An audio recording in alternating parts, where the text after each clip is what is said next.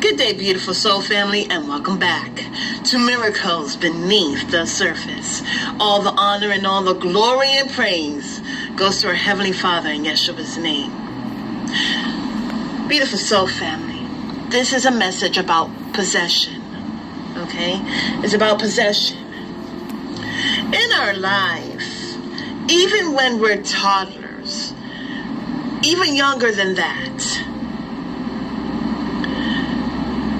we may have something that we possess. It is ours.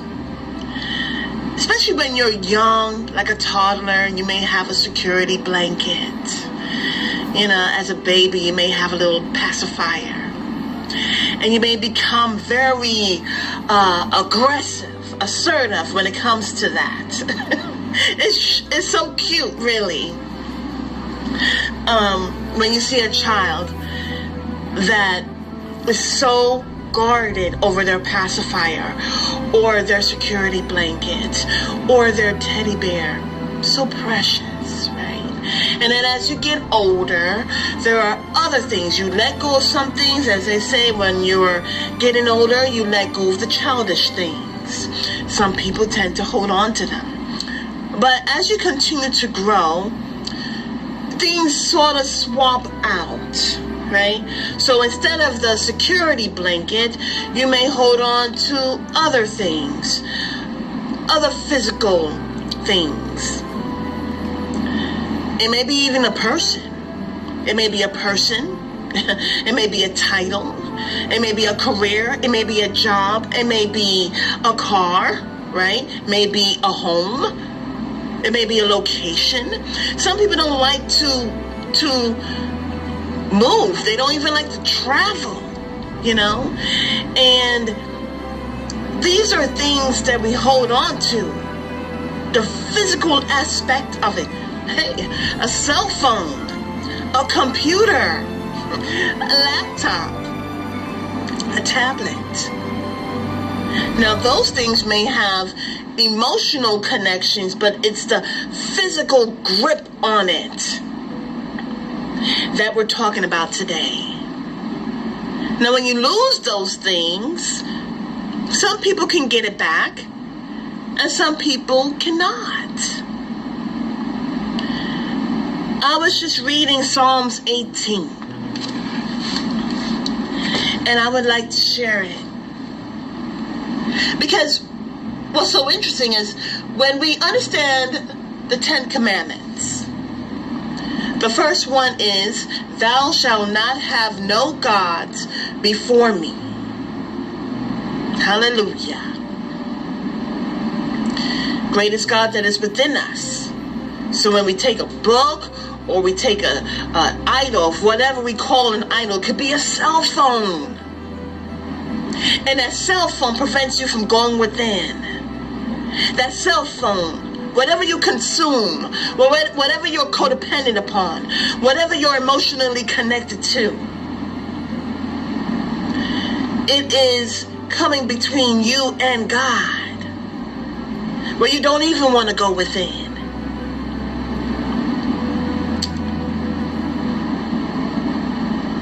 Those things can hinder you,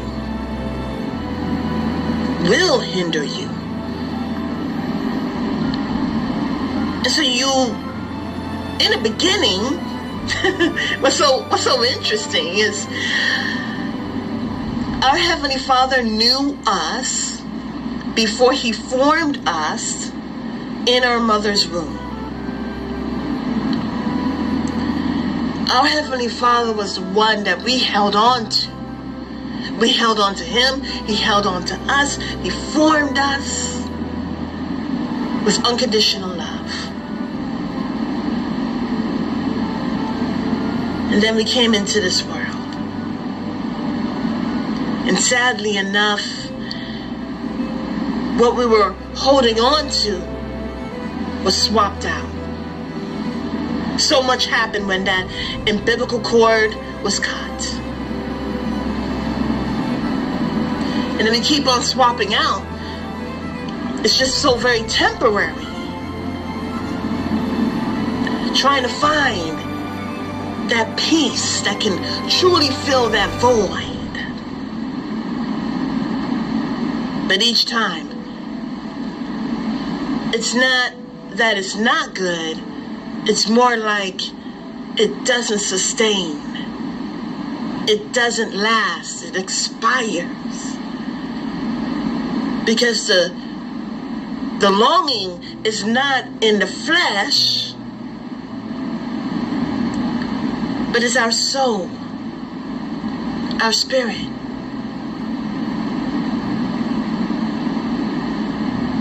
And so when we hold on to things that expire, it does us no good. So let's get our Bibles and turn to Psalm chapter 18. Psalm chapter 18. Hallelujah. And it reads, I love you, Lord, my strength. Another one. Before we continue, thank you, Holy Spirit. It's nothing wrong with wanting to have and possess and own. When you have ownership, you're out of enslavement. When you have ownership, you feel free, you feel in control.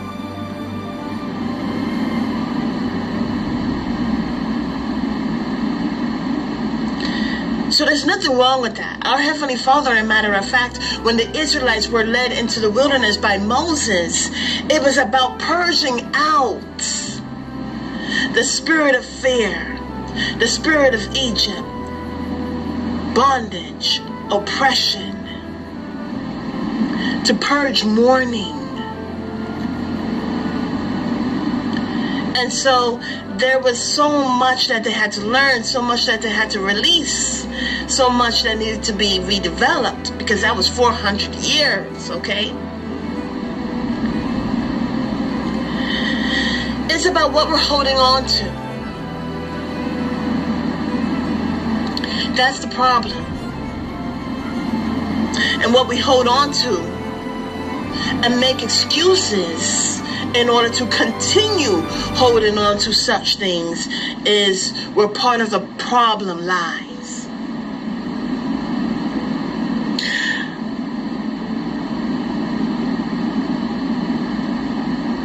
When we are holding on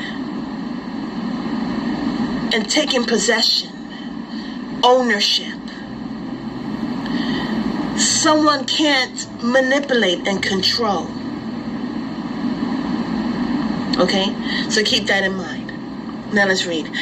I love you, Lord, my strength. The Lord is my rock, my fortress, and my deliverer. Take a pause on that. Oh my goodness. My beautiful soul family is about when you understand your relationship with God, Jehovah Yahweh, and our King of Kings and Lord of Lords, Yeshua HaMashiach, you realize that what is my relationship with God? You know, it's easy to go to a church or even go to a motivational conference and you're getting the residue. You're getting the residue. You're not really getting a full course meal. And that's why it's so important to get into the Bible and to pray and to say, Father, show me, teach me. I pray for your holy presence because I know that you're not going to water it down. It's going to be highly concentrated. I need you. I need you, Holy Spirit. He said, if my children ask for the Holy Spirit, I will give it to them in abundance. Okay? Not a limitation, not watered down. And it's about you. Again, I keep on, thank you, Holy Spirit, remembering when Yeshua is asking Peter, who do you say I am? It's not about your friends, and it's not about your family. It's not about the person you just passed down by the street. It's about you. It's not about a pastor. It's not about your bishop. It's not about your deacon. It's not about your teacher. It's about you. That of which is within your heart. Who do you say I am? Because every person is going to see things differently. As I spoke about earlier in other messages, prior messages, you can get 5 people looking at a picture, but based on their ethnicity, their experience, how they learn, how they consume, what's important to them, what's not important to them, it will determine on that based on their opinion. So it's not going to be the same. Everyone, there's no one that has the same blueprint. So the thing is, beautiful soul family, who is God to you? Have you taken the time to have that personal healing, your personal happiness? To where it doesn't matter what it looks like on the outside, what is going on in your heart? Have you become numb? What is the why that makes you cry? Or is there dry eyes? So I love this. We can generalize things, and that's how this system wants it to be. Or we can say, wait a second, this is my life. Misery loves company, right? But the journey, hallelujah, is meant for you.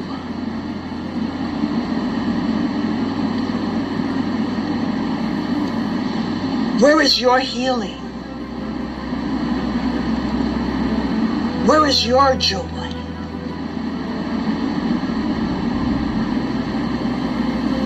So let's go back. The Lord is my rock. Again, it's my healing. He gave his life for me, my salvation. My Heavenly Father unconditionally gave his only begotten Son so that I can be saved. The Lord is my rock. I have a foundation. When there are storms coming in to and fro, I have a foundation to where I can stand on. I have a rock. He is my rock. See, when you stand in front of our Heavenly Father, the judge, there won't be anyone to the left or the right of you. It is just you. So why wait till later or whenever that time is, because nobody knows. Why wait for tomorrow what you can do right now?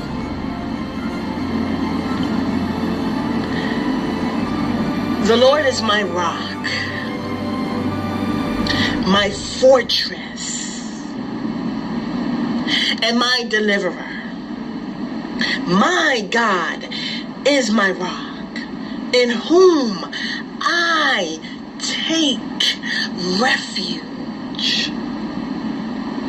My shield and the horn of my salvation, my stronghold. I called to the Lord, who is worthy of praise, and I have been saved from my enemies. Now, in reference to my enemies, you got to include your flesh. You got to include your flesh. The cords of death entangled me. The torrents of destruction overwhelmed me. The snares of death confronted me. In my distress, I called to the Lord. I cried to my God for help. From his temple, he heard my voice. My cry came before him. Hallelujah. Into his ears. the earth trembled and quaked, and the foundations of the mountains shook. They trembled because he was angry. Smoke rose from his nostrils. Consuming fire came from his mouth. Burning coals blazed out of it. He parted the heavens and came down. Dark clouds were under his feet. He mounted the cherubim and flew. He soared on the wings of the wind. He made darkness his covering, his canopy around him, the dark rain clouds of the sky. Out of the brightness of his presence, clouds advanced with hailstones and bolts of lightning. The Lord thundered from heaven. The voice of the Most High resounded. He shot his arrows and scattered the enemy with great bolts of lightning. He routed them. The valleys of the sea were exposed, and the foundations of the earth laid bare. At your rebuke, Lord, at the blast of breath from your nostrils. He reached down from on high and took hold of me.